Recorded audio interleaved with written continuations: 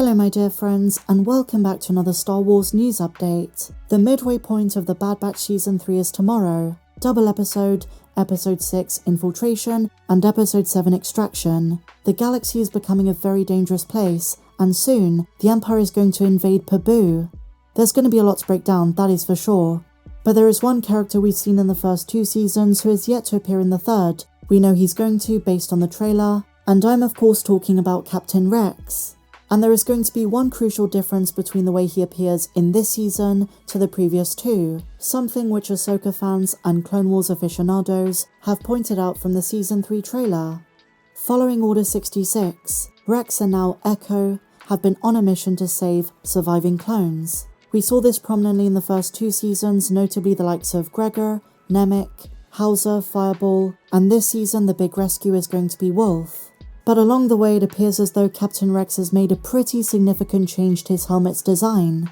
I think it goes without saying, his helmet has always been iconic and very unique. On his own personal accord he decided to merge his Phase 1 helmet with Phase 2, giving him a very different look to the rest of his brothers. On top of this, the Jake eye design, and as we've witnessed in the Clone Wars and previous seasons of the Bad Batch, his helmet's welding was blue with pinkish orange lines.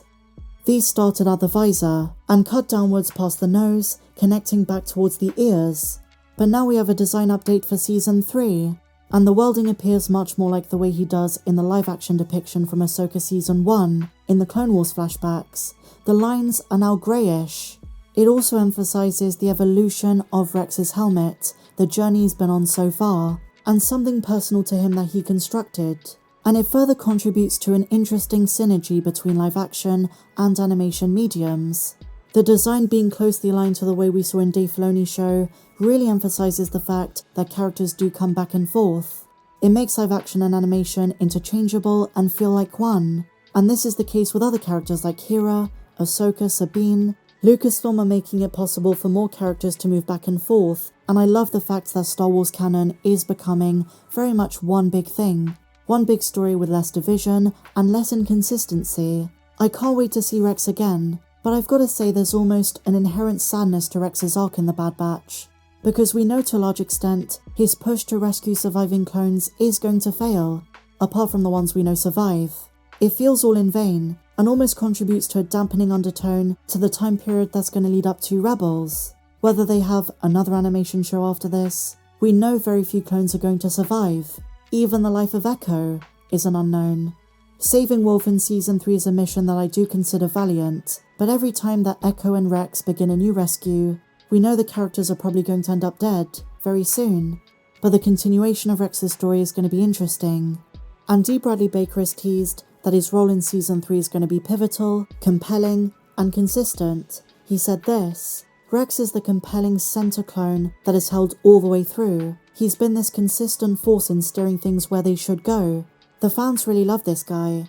He also has this warmth, humanity, and he's learned to improvise. He's learned to think and decide on his own. He's definitely a force to be reckoned with, and it looks like he makes it all the way to Episode 6, and maybe even beyond. And I think Temuera Morrison should play the character in live action in the present day in Ahsoka Season 2.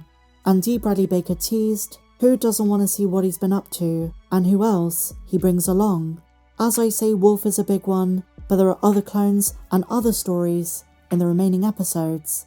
And so moving on, my dear friends, we've often spoken about how choices and decision making has been a central theme of various characters in the show. Crosshair, Wilco, even Emery, they've had to make choices which sometimes lead to inadvertent and unfortunate consequences. And now Star Wars have officially posted a short which is titled Choices. And they show the choice Cody made in Season 2, going AWOL and abandoning the Empire for good. But I wonder if there's a reason Lucasfilm posted this the week of Episodes 6 and 7. Is he going to re-emerge in the final season? And did Rampart lie? Did he not abandon the Empire and instead tried to, and in doing so got recaptured and was sent to Wayland? It's certainly a possibility. I'm very excited for tomorrow's episodes, and if you've not done so already, please be sure to hit that big red subscribe button down below, and be sure to hit the bell to be alerted every time that I post a new video. So moving on to our next Star Wars update, the big story making the rounds yesterday which I posted was the update concerning Lloyd, young Anakin from Episode 1.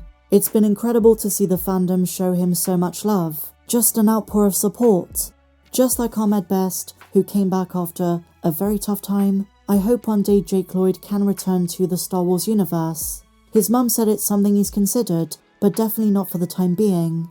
He's still not in the best place, even though there is improvement, but one day he deserves to be celebrated in the context of making a Star Wars comeback if that's what he wants. As I covered, he still loves Star Wars, he's still a massive fan.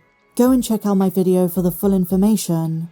But moving on, guys, Ewan McGregor has opened up about visiting the Ahsoka set, where his wife Mary Elizabeth Winstead played live-action Hera Syndulla from Star Wars Rebels.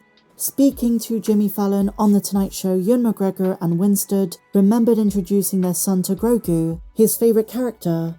Lucasfilm were willing to accommodate, and they made this happen, even though Grogu wasn't in Ahsoka, with the puppeteers working to bring Grogu to life before their son's eyes. Unfortunately though, it turned out to be a little too lifelike. It was too weird and too realistic, and Laurie, Ewan's son, couldn't stop screaming and crying the whole time. The idea was a sweet one, but young children don't always handle the line between reality and fiction being blurred. It's not uncommon for children of Laurie's age to scream and be overwhelmed by cosplayers or fancy dress, because they aren't really old enough to understand what's going on.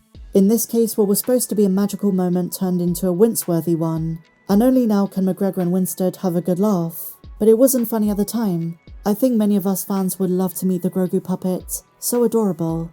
And Winstead reiterated Ahsoka Season 2 is in the works, with much more Hera Syndulla coming. Dave Filoni teased, a major aspect of the second season is going to be Thrawn interacting with Hera like they did in Star Wars Rebels, but this time in live action.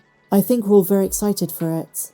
And also, my dear friends, on the subject of Grogu, a new merch design has emerged, which has fans theorizing what it could mean. We see Grogu, with what looks to be a holocron in between his hands, and it reminds me of a theory we had about the connection between Grogu, the Yoda species, and Peridea, because just above the holocron, there seems to be a shiny star, similar to the shining beacon that Balin was staring at from the outstretched hand of the statue of the Father. And this reminds me of the theory from a couple of years ago, connecting Grogu to Star Wars Rebels and the world between worlds. Is there a link, or is it just a coincidence?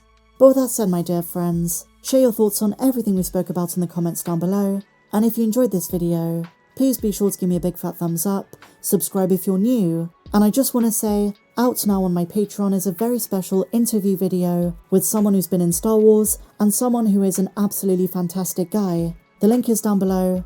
But until the next one, my dear friends, may the Force be with you, always.